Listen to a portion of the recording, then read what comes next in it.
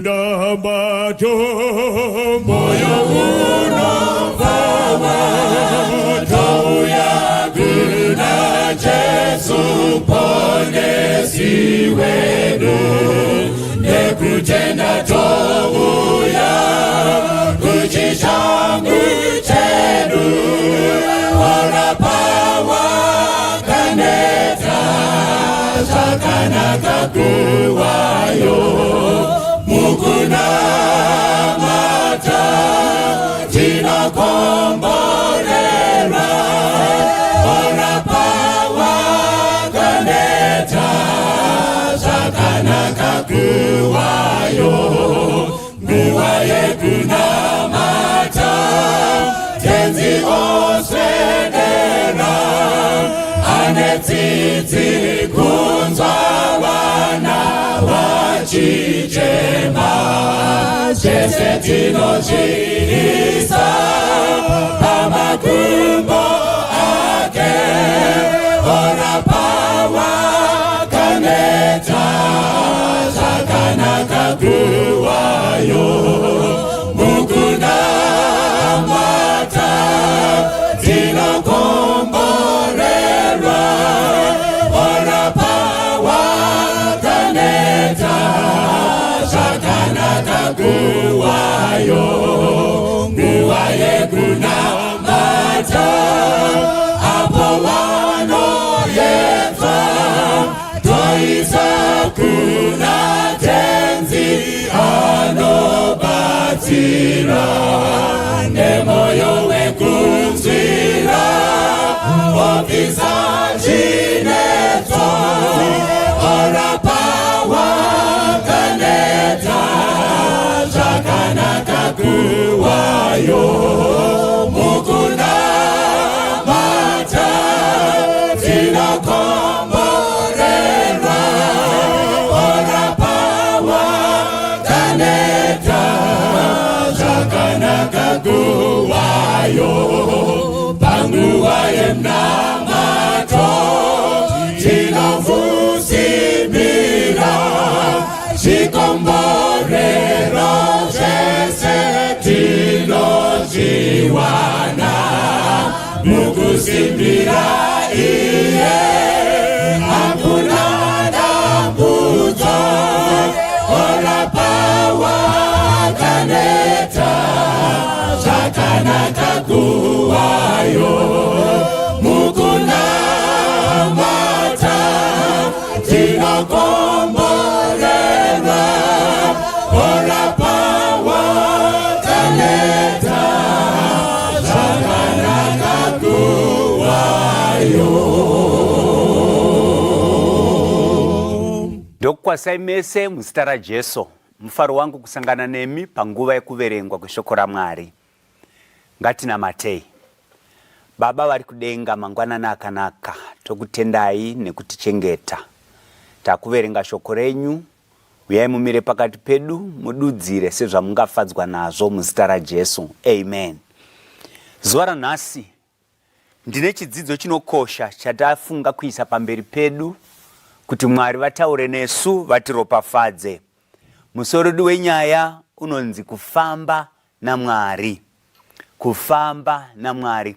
Kana kuine chinhu chingakosha paupenyu hwechikristu, kufamba naMwari. Vazhinji panyika ino hapana munhu asiri kufamba. Kunyange wakarara pamubhedha wako unenge uchifamba. Nyika dzawakapinda uri panhoo dzakawanda kupfuura dzawapinda uchifamba netsoka. Saka vanhu vanofamba muchiona vakadai. Ndinorangarira zvekare kuti izvo vanhu vanofamba kunyange vakagara. Vanopedza mitunhu mizhinji mundangariro dzavo vanenge vachifamba, pamuviri yavo vanenge vachifamba. But ndine advice yandauya nayo mangwananano. Hama dzangu, ngatifambei naMwari. Zvakasiyana here kufamba navanhu nekufamba naMwari? Mabenefits api atichawana kana tafamba naMwari? Ko zvinotibetserei kuramba tichifamba naMwari? Ari iye oga anoziva mangwana. Isu tiine vanhu vanofambawo nesu, vari kushuva kufamba nesu, vanoziva kwavari kuda kutiendesa. Vazhinji vanosarudza kufamba navanhu vavanoona, asi kufamba naMwari kunogozha. Tichashandisa bhuku raNumbers chapter 9 kubva pavhesi ra15 mozonoiverenga muchiipedzisa kusvika pavhesi 22. Asi mazwi anokosha ari pachapter iyi ari kuti izvo gore nomoto pamusoro petebhenikeri. Gore nemoto pamusoro petebhenikeri. Mwari uyu munomurangarira ndiye akabva nevana vaIsraeri kuIjipiti. Pavakangobuda mumaboundaries eIjipiti, Mwari akasangana navo ari muchimiro cheshongwe yegore, ari muchimiro cheshongwe yemoto. Usiku waiva moto, masikati rakanga riri gore semumvuri. Ichi ndicho chainzi the presence of God. Saka pavana vaIsraeri pavakanga vari kufamba, vaitungamirirwa negore iri, ivo vachitevera. Hakuna aienda mberi kwaro, hakuna aisara kumasure. Gore raifamba, ivo vari pasi pegore. Usiku vakanga vari pasi peshongwe yemoto, yakaita chiedza munzira dzavo.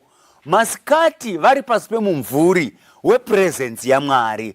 Saka gore iri raiva netsika yaro, raigara pamusoro petebhenikeri yaMwari. Munorangarira chiya chavakanzi ngavatiitire nzvimbo tsvene kundigare pakati pavo, Exodus chapter 25. Ndobva vagadzira zvakarayirwa naJehovha. Zvino panapa tiri kusangana negore iri manje. Right, kana rosumuka pamusoro petabhenikeri, Israeri yose yaiwaranyura matende, votevera gore. Kwaraienda ndiye anoziva nzira. Vakanga vasingabvunzi kuti tonanga nekupi, nekuti direction was determined by the cloud. Saka nguva imwe neimwe pavaifamba, vana vaIsraeri vaitevera gore. Rikamira ivo vomira vopicha matende avo. Ndiri kuverenga panapa pari kundiudza kuti dzimwe nguva gore iri raimira panzvimbo imwe chete kwegore, pamwe kwemwedzi mizhinji, pamwe kwemwedzi mishoma, pamwe kwemavhiki mashoma, pamwe kwemazuva mashoma. Sezvavairayirwa naJehovha vaifamba.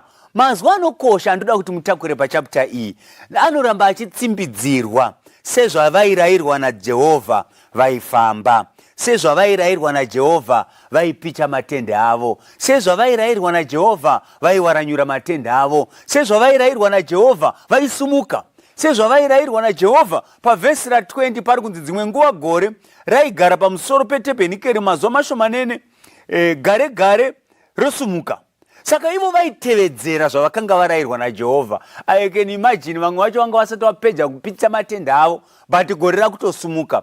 Vakanga vasinga complaini, vaisumuka vachitevera gore.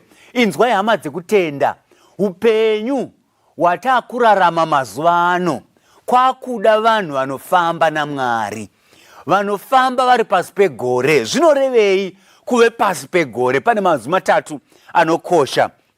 Number 1, kana munhu ari pasi pegore, he or she is under divine protection. Kana uri pasi pegore, hakuna hondo dzinokuwana, wakachengetwa uri pasi pegore. Ndiye Mwari anokurwira hondo dzako, ndiye anokudzivirira muhosha, ndiye anokudzivirira mumatambudziko, ndiye anodzinga nzara. Pasi pegore painaya mana, pasi pegore paipiwa mvura, pasi pegore paiwanikwa zvikwanisiro zveupenyu. Saka number 1, vana vaIsraeri vaiwana protection pasi pegore. Number 2, vana vaIsraeri vaiwana guidance pasi pegore. Saka vaiti vakange vabva pasi pegore, zvinoreva kuti wabva muguidance yaMwari, uchazvitungamira wega, uchazvitsvagira nzira wega, uchaenda kunouraya nekuti wabva pasi pegore. Sezvavairayirwa naJehovha vaipicha matende avo, sezvavairayirwa naJehovha vaivawaranyura vachimatevera. Inzwai chechi yaMwari, mumazuva atiri kurarama anaya, kune vanhuwo futi vaakutungamira, kune vanhuwo futi vaakufambwa pasi pavo. Tine vanhu vane vanhu pasi pavo munyika ino yatigerei. Kune vanhu vane vanhu pasi pavo, ende vanhu ivavo vane simba rekurayira vanhu kuti vavatevere. Ende vanhu ava havasi kukwesena. Ndiri kuvaona havasi kukwesena kuti muri kutiendesa kupi, nekuti pasi pomunhu ndo pane zvekudya zvavo, pasi pomunhu ndo pane chingwa chavo, pasi pomunhu ndo pane tafura yavo, pasi pemunhu ndo pane hembe dzavo dzekupfeka. Vari kutungamirirwa nemunhu, saka vari kufamba vari pasi pezita romunhu. Asi regai ndikutaurirei, mugumo womunhu wauri kutevera mupfupi. Asi ukatevera Mwari, ukafamba naMwari uri pasi pegore raMwari, unoenda kure, kana kudenga unosvika, nekuti uyu ndiye Mwari anogara nokusingaperi. Vakaropafadzwa vachamutevera. Kuve pasi pegore zvinoreva companionship naMwari, ushamwari naMwari. Munhu ari kufamba pasi pegore anofamba neushamwari naMwari, vachitaurirana. Unozwa kuti dzimwe nguva Mwari anoudza Isaya kuti chiuyai zvino titaurirane. Toda kuti titaure. Mwari vanodawo kutaura nevanhu vavo, vachivaisira pachena shungu dzake, urongwa hwake, vavariro dzake dzeupenyu. Kana vanhu vachifamba naMwari, vane zvinhu zvitatu izvi zviri kuvachengeta. Number 1, divine protection. Number 2, vari kuwana guidance. Number 3, vari kuwana companionship. Izvi ukazviwana kumunhu, gadzirira kukuunika. Asi ukazviwana kuna Mwari, I rest assure you, upenyu hwako unoendeka. Saka hanzi pavairayirwa naJehovha vaipicha matende avo. Bata mazwaya, munoziva here kuti Israeri payaifamba apa, yaifamba, yairara, yaigara, maziso akatarisa pagore. Iwe maziso ako akatarisa kupi? Uri kuonani? Who is your bigger object? Israeri yose pavaigara vaigara vakataimira gore kuti varume garai makateya gore rinogona kusumuka anytime rakutoenda. Saka garai makaisa maziso enyu pagore. Hauisi maziso pazvinhu, unoisa maziso ako pagore riri kutungamira. Vakanga vachifamba murenje maigona kuwanikwa natural resources, but nekuti vari kutungamirwa naMwari, encouragement yakabva kuna Mozisi, tarisai gore kana rosumuka imi mosumuka. Iwe uri kuramba wakatarisa kupi? Zvekutarisa zvakawanda. Vakatitangira vamwe vacho vakavarairwa, vakarega gore rikapfuura, vakasara vari exposed, vakawira mune zvinoedza zvakawanda.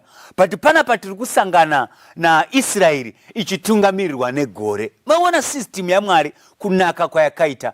Kuti izvo mukingdom yaMwari, in his theocratic kingdom, ari kutiko, it is me who determines when, how and what. Zviri mumaoko anizvi aMwari. Kana abvunza kuti rini, ndiye anoziva kuti tichasumuka rini. Nai munhu waMwari, patiri kufamba ari kudirectawo hwako upenyu ndiani? Nekuti patiri kufamba tiri pasi pegore, vamwe vachawira mumakomba, vamwe vachawira muhosha, vamwe vachawira mukubhuroka. Imo munobhurokiwa munyika ino, asi vari pasi pegore havarasi kutenda, nekuti ari kuvatungamira, ndiye ari kuvavigira zvekudya, ndiye ari kuvachengeta. Bhaibheri rangu rinondiudza pachena kuti mumazuva avo vari pasi pegore, hembe dzavo hadzina kusakara, hembe dzavo hadzina kuita outgrown kupfuura ivo, asi dzakaramba dzichikwana. Kunyange vaikura pamhumu, hembe dzavo dzaikura navo. Tsoka dzavo hadzina kuneta, kunyange neshangu dzavo hadzina kuita duku, dzakaramba dzichikura pamwe chete navo, dzichikwana, nekuti vaitungamirirwa naMwari. Inzwai hama dzangu, mabenefits ekutungamirirwa naJehovha ndeyekuti he will provide our needs tisina kumakumbira, nekuti tiri pasi pegore rake. Mumazuva akaita seano, Mwari ari kutsvaka vanhu vangabvuma kufamba naye, nekuti tigere mukati menyika inofambwa naMwari. Rega Mwari atungamire. Ko wadirei kumanipuleta zvinhu zvaifanirwa kuitwa naMwari? Wadirei kumhanya mberi kwegore?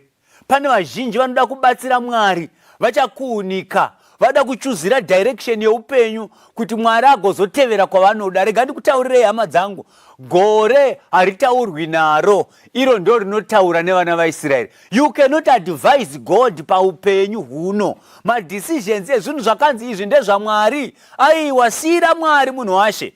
Pamwe pacho panoda kumhanywaka, iwe dei wamira, warega Mwari atungamira murwendo rwokutenda. Sezvavairayirwa naJehovha vaifamba, sezvavairayirwa naJehovha vaidzika matende avo, pamwe vogarapo gore, pamwe makore maviri, pamwe mazuva mashoma, asi sezvavairayirwa naMwari vaifamba. Unoziva kuti ngaive tsika yako yekutendera Mwari kuti afambe pamberi pako.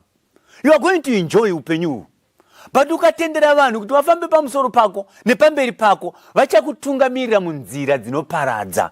Vazhinji vapararira murenje nekuti vakachuza vanhu kuti vavatungamire. Dei vakanga vabvuma kufamba pasi pegore, nyadzi nerushambwa rwakavawira zvainge zvisina kuvawira, sezvavairayirwa naJehovha. Unoziva kuti pandakaverenga chapter ndakati but kwaiva kare, iye zvino handisi kuona gore riri kufamba pamusoro pedu.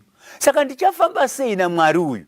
Ava vakanga vane rombo rakanaka, vaitoriona gore racho, vofamba vachiritevera, voona kwaramira, votomirawo. Zvino ina handisi kuona chinhu, gore racho handisi kuriona.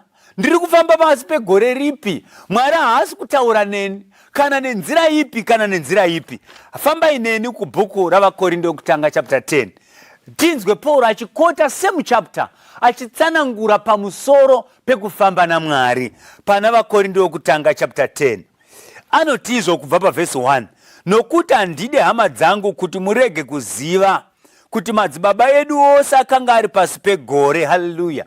Hanzi madzibaba edu ese aive pasi pegore. Inzwai New Testament Church, musave ignorant pamusoro penyaya iyi, kuti icho kwadi, this is a standing fact, kuti madzibaba edu akafamba pasi pegore raMwari. Ndozvutaurwa naPauro panapa. Uye kuti vose vakayambuka gungwa, vose vakabhabhatidzwa muna Mozisi mugore nemugungwa. Izvi zvakaitika. Pauro ari kunyora mazwi aya as a point of reference kuti musakangamwa kuti vakafamba pasi pegore, vakatungamirirwa negore, rikavatevera kwese kwavakanga vachienda raifamba navo. Zvikanzi vose vakamwa zvekumwa zvimwe zvomweya, nokuti vakamwa padombo remweya rakavatevera. Dombo iri rakanga riri Kristu. Haleluya. Pane pfungwa inokosha yawedzerwa naPauro panapa.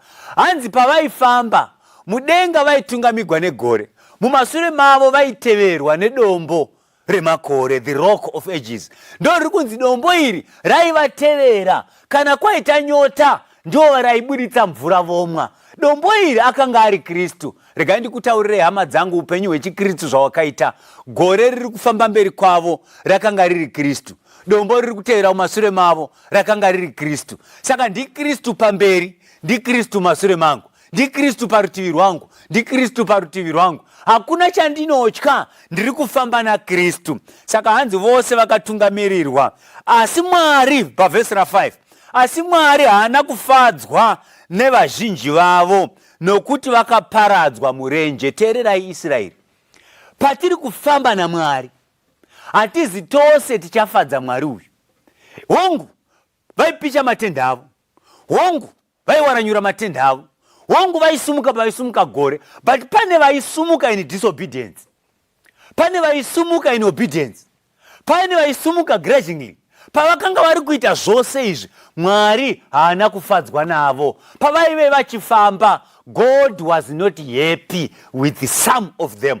Even in our days, my brothers and sisters, God is not happy with some brothers who are among us, who are not following God with the spirit and the truth. Teererai munzwe mazwi ari kutaurwa naPauro panapa. Ari kutiko, zvino zvinhu izvi zvakanga zviri zviratidzo kwatiri, kuti isu tirege kuchiva zvakaipa sezvavakachiva ivo.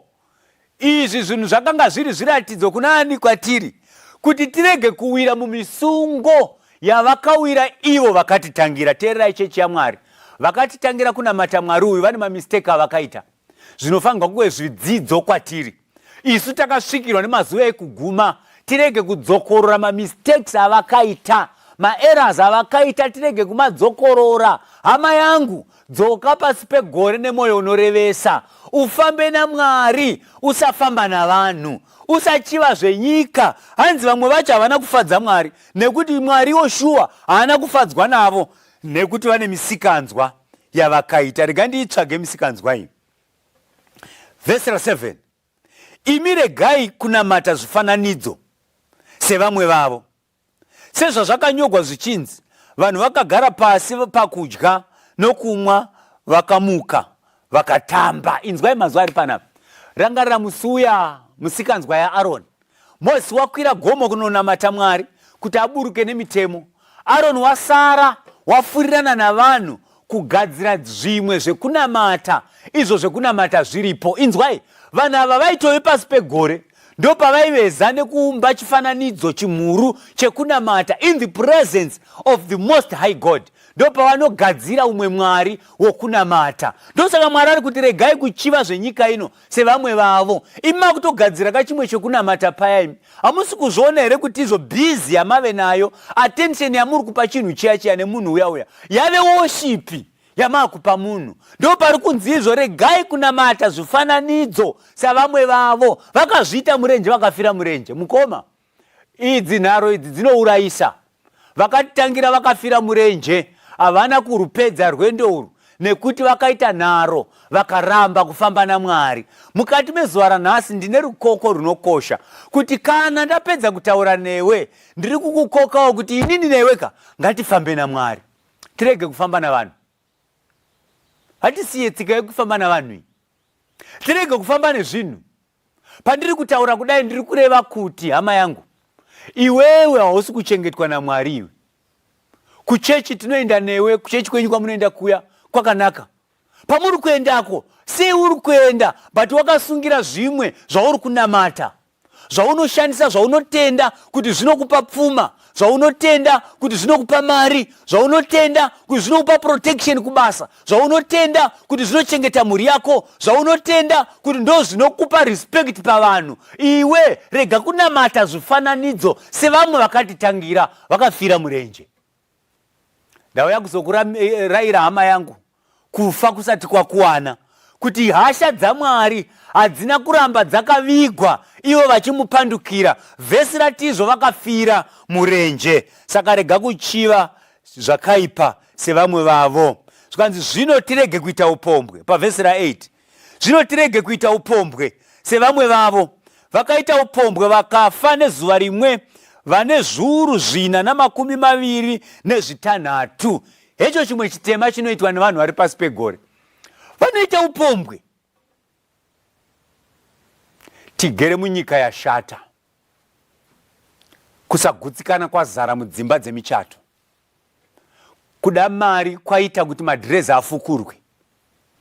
Kuwanda kwemari kwaita kuti chiuno chisununguke.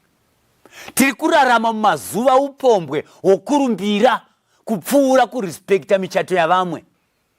Tiri kurarama mumazuva ashata, hama dzekutenda, apo kuchinjana kwavarume navakadzi. Unoziva kuti isi kwatakakurira zvaiitika mumapurazi varungu vachipo. Ndo pavaiona driver, mukadzi wadriver wetirakita aitorwa na makanika, mukadzi wamakanika achitorwa nadriver wetirakita, foromani wo achitorera umwe foromani, vachiti zvainzi kumapurazi. But chinoshamisa, mumaguta akarongeka, mumarukisheni anoyera, ndimo makuitwa mashura akadai.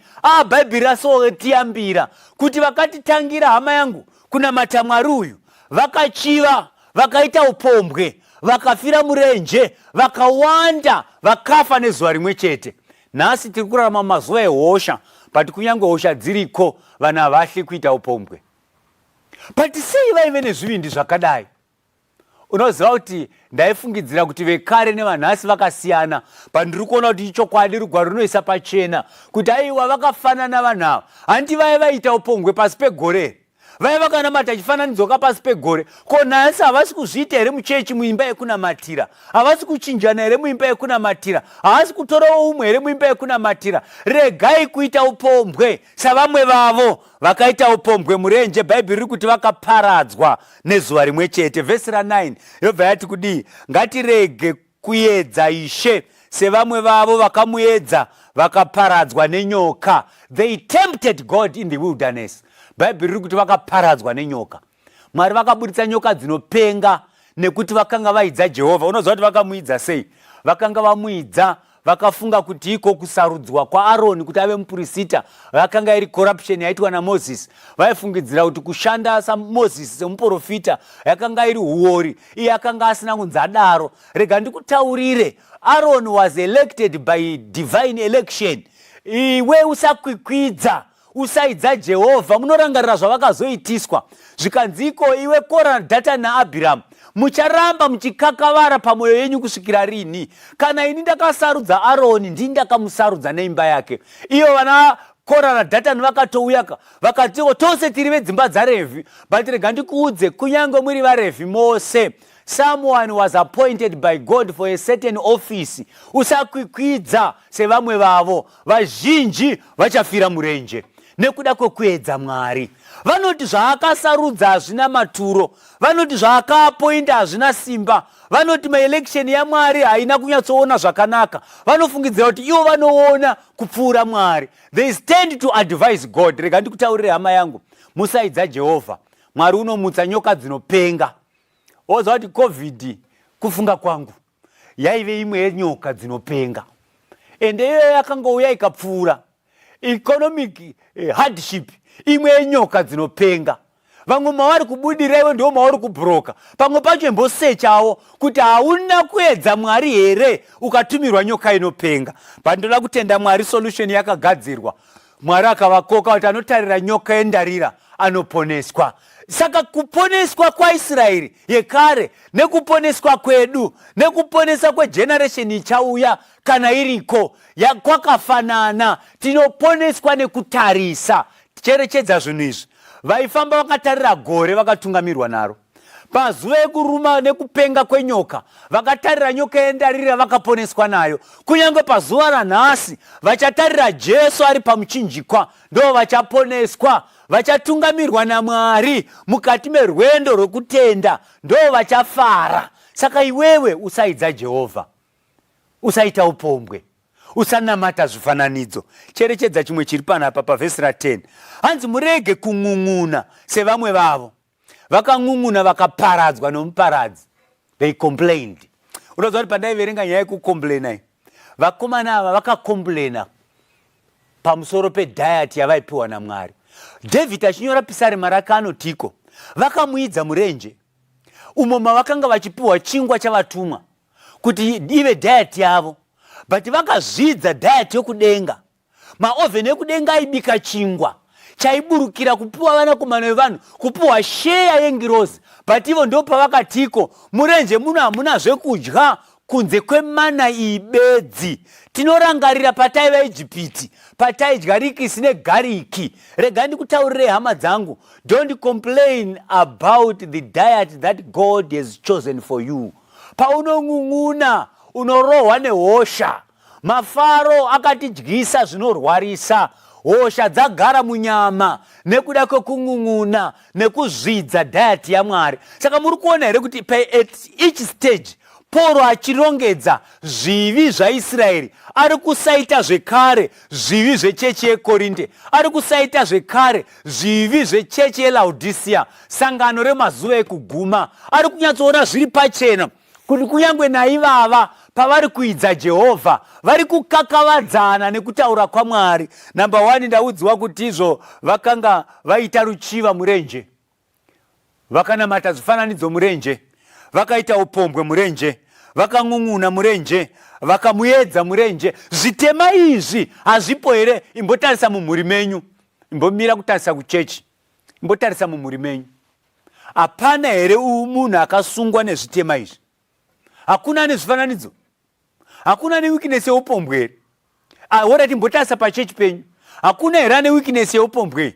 Muri kungotendera kamadhikoni vari kutoitya nyaya yacho, nekuti izvo iri kutoitika. Zvitema izvi zvakaita kuti vakatitangira vafire murenje. Kenani havana kuiona. Chinzwai hama dzangu, iyi samari yezvitema zvakaitwa navakatitangira ndiyo pfupiso yezvitema zviri kuitwa mazuva ano. Asi matuso anga akamira sei? Namba 1, vakatitangira vakaita zvivi izvi, kunyange vaizviita vari pasi pegore. Bhaibheri riri kuti iko Kenani havana kuiona, vakapararira murenje nekuti vakaidza Mwari, vakazvidza shoko rake, vakaramba kufamba naMwari. Asi dei vakanga vakazvininipisa, vakafamba naMwari, havaingawira pamusungo inonyadzisa yavakawira. Hatiendei tose pavhesi ra11 tinzwe samari yaPauro. Ari kuti chipa na hanzi zvino zvinhu izvi zvakavawira kuti zvive zviratidzo, zvakanyorwa kuti zvive zvitinyevere isu takasvikirwa nokuguma kwenyika. Saka kana zvakaitika zvakanyorerwa isu vakasvikirwa nekuguma kwenyika, kuti tinyeverwe, kuti vakachenjera hama vachaona Kenani yekudenga ndevachafamba naMwari, vachaita nharo, Mwari vacharamba kufamba navo. Pauchafamba wega, iwe ndiwo wakasvikirwa nekuguma kwenyika. Mashoko aya anotyisa. Pauro ari kutiko nyika ino ichaguma, but kuguma kwayo kunofadza vakafamba naMwari. Kuguma kwayo kuchapa nyemwerero kune vakafamba naJesu. Kuguma kwayo kuchapa nyemwerero kune vakatarira Jesu ari pamuchinjikwa, vakati uru ndo ruponeso rwangu. Vakarega kunangisa pasi kuti matambudziko azopera, asi vakazviziva kuti nekukasira nyika ichiguma, isu takatarisana nekuchingamidza Ishe mumakore. Uchave mufaro kune vakafamba naye. Saka muimbi wokwedu anoimba, obvumai ndifambe nemi sezvakaita Enoki, mubate ruoko rwangu titaurirane. Pandiri kufamba naMwari, bvumawo kubatwa ruoko naMwari. Anokutungamira munyika yakaipa, anokutungamira munyika ine hosha, anomutungamira munyika ine vanhu vari corrupt, vanhu vari wicked, anokutungamira munzara, anokutungamira murenje, anokutungamira maeconomic hardships, ndiye Mwari achafamba newe. Saka bvuma kutungamirwa naMwari. Hanzi nemuimbi wekwedu, handingambofambi ndoga nekuti dutu riri kuvhuvhuta, vavengi vari kundiedza, Esaya matambudziko akandikomba, Mwari fambai neni. Saka vachabvuma kufamba naMwari vari kuzviziva kuti mhepo dziri kunze kwegore dzakaipa, dzinokuvhuvhuta ukaenda. Vazhinji vatainamata navo, mhepo dzacho dzakavabvuta vakaenda. Asi ndosaka Paul anyora, izvi zvakanyorerwa isu takasvikirwa nekuguma kwenyika, kuti tirege kuchiva zvenyika sevamwe vavo, asi vakafira murenje. Ko iwewe wadiwo kubvuma kufamba naMwari? Zvinobhadhara kufamba naMwari. Hanzi nomuimbi wekwedu kuti mandipa zororo, zvepasi zvichava nhando. Ndozofamba nekushinga, ndotakura muchinjikwa wangu, ndichiteera Kristu. Muimbi uyu haasi kuita zvokutamba, ari kuzviziva kuti murwendo rwokutenda, hama dzangu, zvinoda vakomana nevasikana, varume nevakadzi vanobvuma kufamba naMwari. Rega ndikutaurire, chaunofamba nacho chinokutora. Hakuna anofamba nechinhu chikasakutakura. Ukafamba nemota iwe unenge uri mukati, ine kutakura. Ukafamba nendege unenge uri mukati, inokutakura. Ukafamba nevanhu vachakumedza, vanokutakura. Ukafamba nemari inokuyeredza. Ukafamba neupombwe hunokunyudza. Chaunofamba nacho ndo chichakutora, iwe uri kufamba nani. Ngatinamate. Baba vedu vari kudenga, muzita raJesu, tinouya pamberi penyu Mwari tichikutendai nekuti munoda kufamba nevanhu. Vamwe vacho tine utera, hatina simba. Uyai mutifukidze negore renyu reutsvene. Uyai mutifukidze nemuchinjikwa wenyu. Imi mufambe pamberi pedu, isu tikuteverei. Ndimi munoziva nzira dzeupenyu.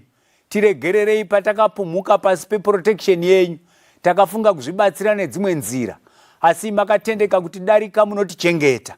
Tatenda Mwari wedu, pane vazvisunga mukati memwoyo nekuti vanodawo kufamba nemi. Vagamuchirei sezvavari, vafambe pasi pemumvuri wenyu. Tanamata nekuti tinotenda muzita raJesu. Amen. Obvumaindi fambe nemi sezvakaita Enoki muvateru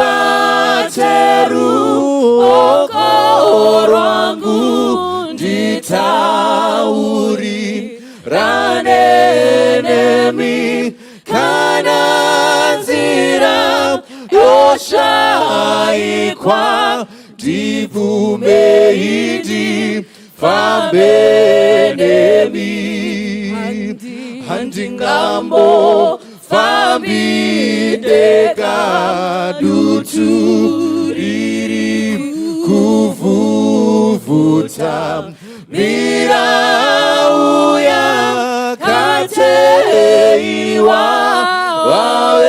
vavengiwa nondiedza ese aya matambudzo tenzibvumai ndifambe nemi kuti mandipa zororo zvepasi zvinowana ndozofamba nekushinga ndotakura muchinjiko ndakara ndione Zioni tenzibvumai ndifambe nemi kuti mandipa zororo zvepasi zvinowana ndozofamba nekushinga ndotakura muchinjiko ndakara ndione Zioni tenzibvumai ndifambe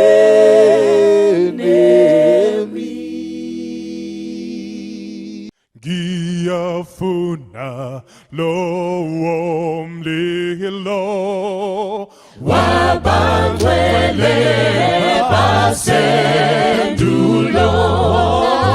wabaqondise zulwini benesibi engozini uphikosi lowo moya oPhawulu Abrahama owathambisa uPhawule wazuza amandla ezulu amandla Eliya asaphela yini namhla